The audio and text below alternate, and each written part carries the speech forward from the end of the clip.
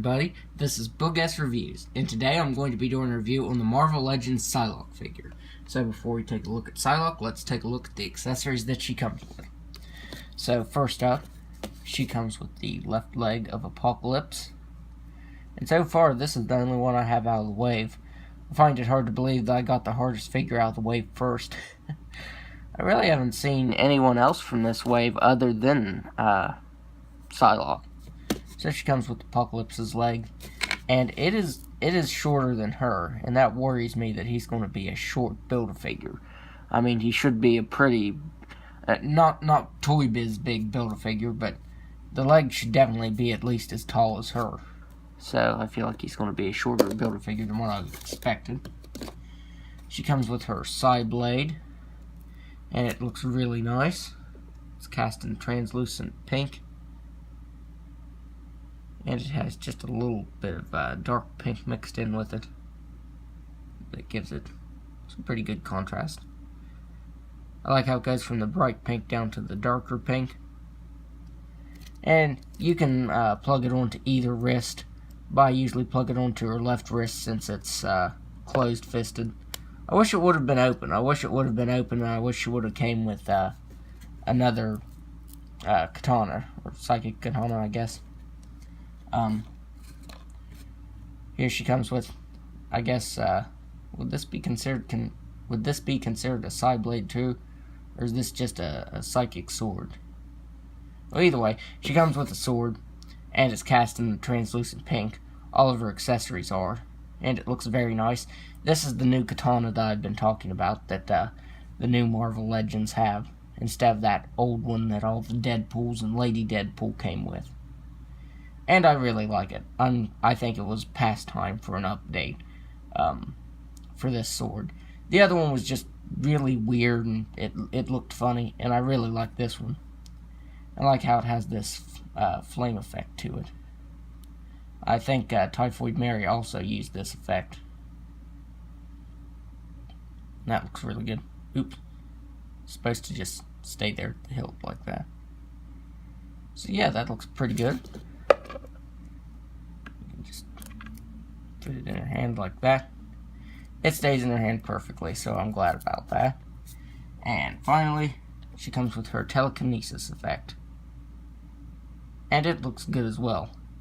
But I do have a problem with it. It has just these clips right here that you slide onto her face, and it's supposed to just stay there. Which, I mean, for the most part it does, but if you move the figure any. Well, of course, during this review it's not going to, but outside of the review, it always slides down like this on her. There, now it's doing it. So, if you take it on and off for very many times, it will slip. But if you can get it to stay, it looks really awesome. And so now, So now, let's take a look at the head sculpt.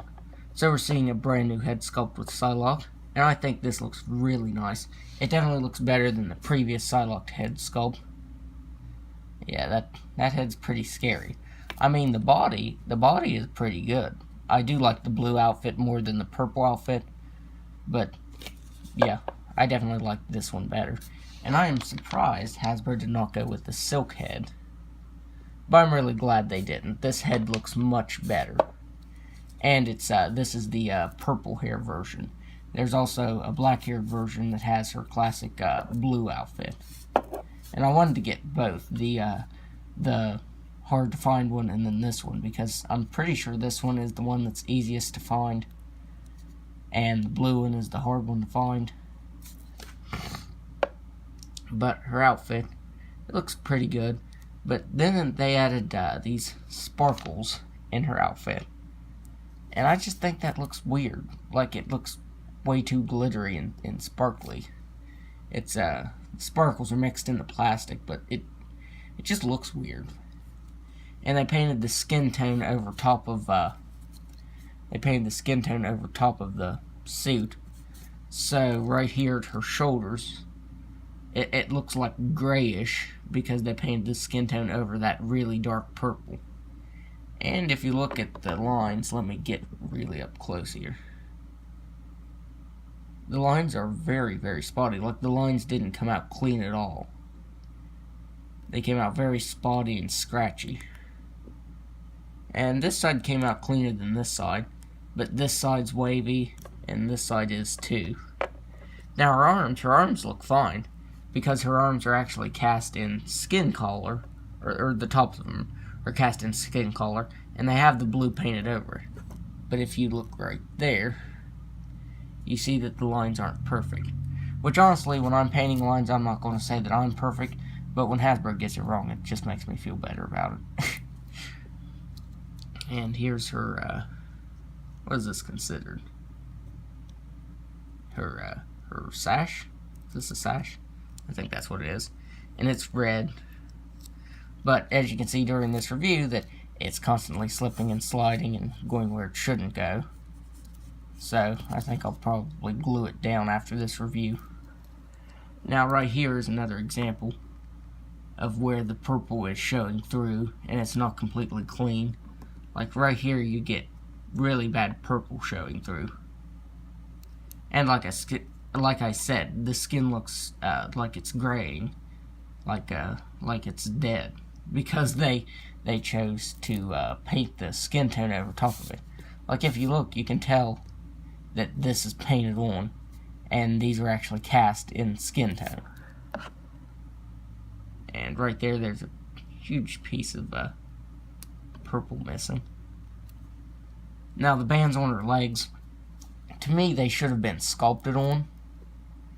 At least they actually came out pretty clean. Like her armbands, they're a little wavy. And right here at the shoulders of her outfit, the lines are very scratchy and very wavy. And on her legs, I think it came out pretty straight.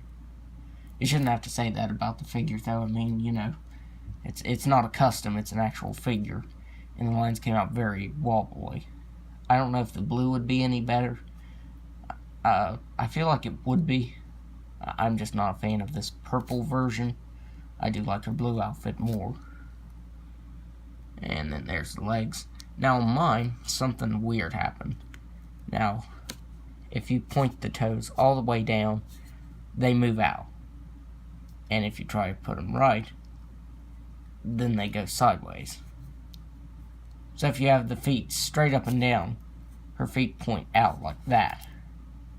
So I don't know if the legs are just crooked or the pegs and the feet were put in wrong. But if you do that, her feet do point outward, which is very weird. So now let's go over the articulation of this figure. She has a ball-jointed head that can't really look back at all because of the hair. The hair is soft, but it does still hinder it. She can't look down all the way. She can move her head side to side. She has ball-jointed shoulders that can move out all the way. She has single-jointed elbow that can actually bend in pretty far. It has that cut right there, the bicep. That way she can move in all the way. She has single-jointed elbow that's also on a swivel. She has swivel at the wrist that can move up and down and side to side. She has ball-jointed diaphragm that can move back just a little bit and down just a little bit, and it can move side to side just a little bit. It doesn't have as much articulation as most of the female figures, because this is just on a standard female body mold. So I was kind of surprised that it has that weird kind of articulation. She has ball-jointed hips that can move out that far. She can kick forward all the way. She can kick back just a little bit. She has swivel at the thigh, double-jointed knee, swivel at the ankle that can move up and down, and an ankle rocker. But the ankle rocker is kind of odd, because if you have her foot should be completely straight, and you can see that the swivel right there, that joint, is off to the side. So I don't know if that's just mine or all of them. Now let's do some size comparisons here. So there's Psylocke as is. Here she is next to the Toy Biz Psylocke. And the Toy Biz Psylocke is much smaller than her. Like, this looks like the teenage body mold from Hasbro. That's how small it is. But I do like the collars on this one better.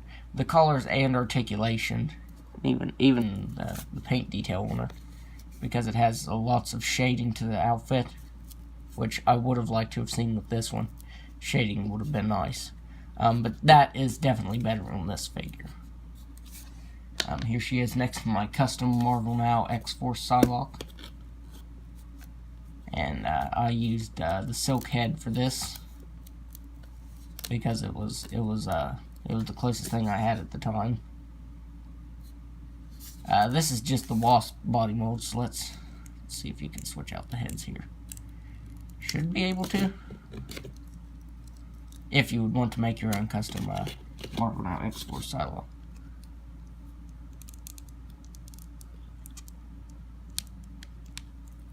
It's kind of a tight fit, but yeah, it will fit on there, on the Wasp body mold. So if you would want to do that, you could. Let me put her head back on here now. And finally, here she is next to Wolverine. And now seeing them side by side, I feel like Wolverine is a lot taller than he should be, because he should be shorter than Psylocke. And they're just about the same height. So either she should be taller or he should be shorter. One of those two. So overall, I like this figure. I do like that Psylocke has been updated. I would have preferred to have the blue version, but it probably has the same paint defects as mine, because, like I said, you're painting skin tone over the purple, so it is going to look funny. So I did have some minor problems with it, but overall it's a pretty solid figure. So that's my review. If you like this review, be sure to hit the like button and subscribe to my channel. Thanks for watching.